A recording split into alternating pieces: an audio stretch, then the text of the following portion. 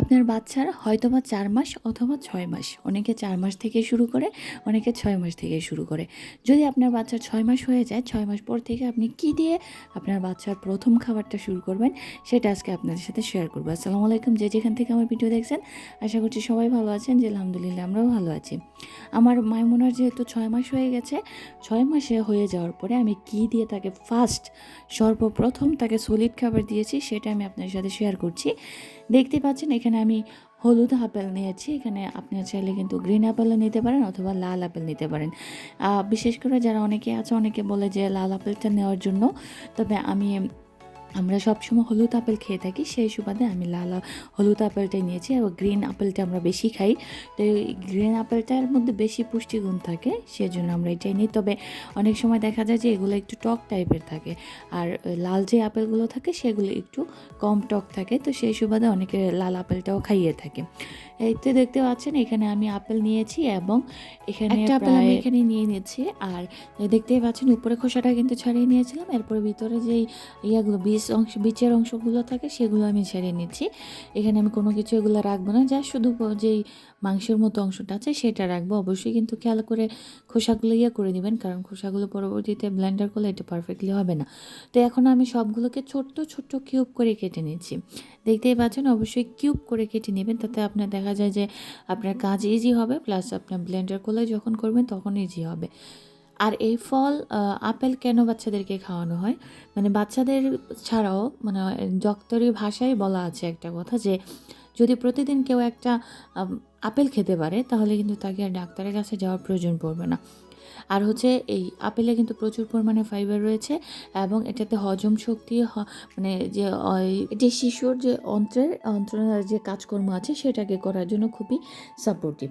তো এখানে আমি কেটে নেওয়ার পরে দেখতে পাচ্ছেন আমি একটা প্যান নিয়ে নিয়েছি। আমার আগের ভিডিওতে আমি দেখিয়েছিলাম যে আমি কী প্রস্তুতি নিয়েছিলাম। তো এই প্যানটাতে আমি প্রথমে যেহেতু ফার্স্ট টাইম ব্যবহার করছি, তো সেজন্য ফার্স্ট টাইম একটু পানি দিয়ে দিচ্ছি। পানি দিয়ে দেওয়ার পরে এই পানিটাকে আমি একটু বলক নিয়ে আসবো। মানে এই পানিটাকে অবশ্যই একটু করতে হবে, গরম করতে হবে। গরম করে পুরো প্যানটার মধ্যে ভালো করে তারপরে আমি এটাকে করব, এই পানিগুলোকে ফেলে দেব।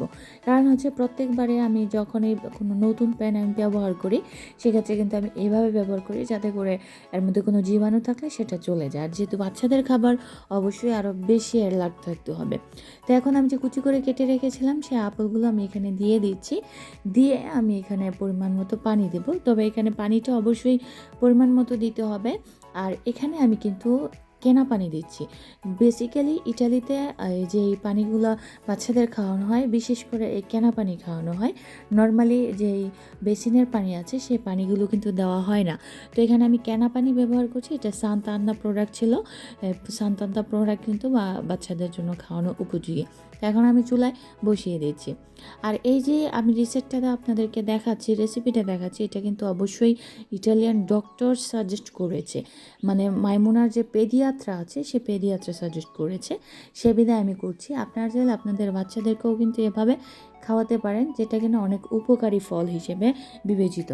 আপেল যেহেতু শিশুদের অন্ত্রের জন্য উপযোগী, এর পাশাপাশি কিন্তু এটা অনেক সহজপাচ্য বলতে আপনি যখন এই খাবারটা খাওয়াবেন অতি তাড়াতাড়ি সহজে এটা হয়ে যাবে, হজম হয়ে যাবে। আর যেহেতু প্রথমবার সলিড খাওয়াচ্ছেন, মানে এটাকে মানিয়ে নেওয়ার জন্য কিন্তু খুব সময় লেগে যায়। তো এমন খাবার সিলেক্ট করতে হবে যেগুলো সহজে হজম হয়ে যায়, এবং বাচ্চারা যাতে কোনো প্রকারের না করে, মানে কোনো প্রকারের প্রবলেম না হয়।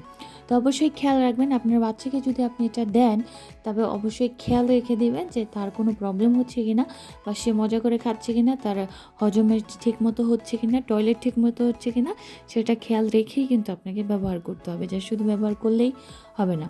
দেখুন আমি যে প্রায় 20 মিনিটের মতো আমি সিদ্ধ করেছি। অবশ্যই আপেলটা ভালো করে সিদ্ধ করতে হবে। সিদ্ধ করার পর আমি এখানে ব্লেন্ড করে নিয়েছি। ব্লেন্ড করে নেওয়ার পর দেখতেই পাচ্ছেন এরকম লিকুইড অবস্থায় থাকে। আর এই আপেল কিন্তু ভিটামিন সি এ সমৃদ্ধ, যা কিনা শিশুদের অনেক রোগ প্রতিরোধ ক্ষমতা করতে সাহায্য করে। ছোট বাচ্চারা এমনিতেই অনেক প্রকারের রোগে আক্রান্ত হওয়ার সম্ভাবনা থাকে। তো সেই সুবাদে আপনি যদি এরকম একটা পারফেক্টেবল খাবার দেন, তাহলে দেখবেন যে আপনার বাচ্চা আলহামদুলিল্লাহ সুস্থ থাকবে। ইটালিয়ান ডক্টর শিশু ডাক্তার যেটা আছে তার সাজেস্ট অনুসারে এরকম আরও অসংখ্য রেসিপি আমার কাছে আছে, এবং এরকম আমি অনেক রেসিপি আমার মাইমুনাকে যা দিচ্ছি আমি শেয়ার করব। সেজন্য কিন্তু আমার সাথেই থাকতে পারেন, এবং আপনাদের বাচ্চা যদি এরকম কোনো একটা উপযোগী হয় বা কোনো একটা উপকার হয় তাহলে আমার ভিডিও করার সার্থকতা হবে। আজকের মতো এখানেই বিদায় নিচ্ছি। আল্লাহ হাফেজ, আসসালামু আলাইকুম।